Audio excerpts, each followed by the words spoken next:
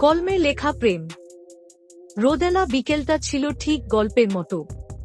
শহরের ব্যস্ততার মাঝেও একটা কফিশপের কোণে বসেছিল রায়ান, তরুণ এক লেখক। তার সামনে খোলা ল্যাপটপ, পাশে ধোঁয়া ওঠা কফির কাপ।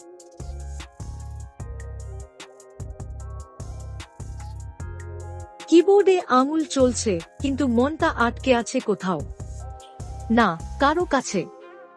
রায়ান প্রেম নিয়ে গল্প লেখে, অথচ নিজের জীবনে কখনো সত্যিকারের প্রেম আসেনি। সে কল্পনা করত এক মেয়েকে, যে তার গল্পের চরিত্রের মতোই কোমল, চুপচাপ, অথচ গভীর ভালোবাসায় ভরা। ঠিক তখনই দরজাটা খুলে ভেতরে এলো এক মেয়ে, চোখে কালো ফ্রেমের চশমা, হাতে বই। মেয়েটার নাম মেহরিন। সে রায়ানের বই অপেক্ষার পাতা হাতে নিয়ে সামনে এসে বলল, আপনি কি লেখক রায়ান রহমান?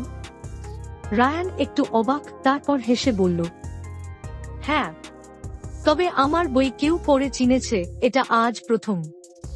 মেহরিন হেসে বসে পড়ল। দুজনের কথায় কথায় সময় গড়িয়ে গেল।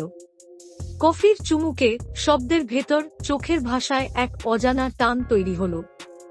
দিনগুলো কাটতে লাগল গল্পের মতো।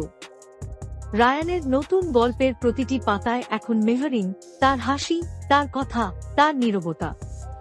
একদিন মেহরিন বলল, তুমি প্রেম নিয়ে লেখো, কিন্তু কখনো কাউকে ভালোবেসেছ?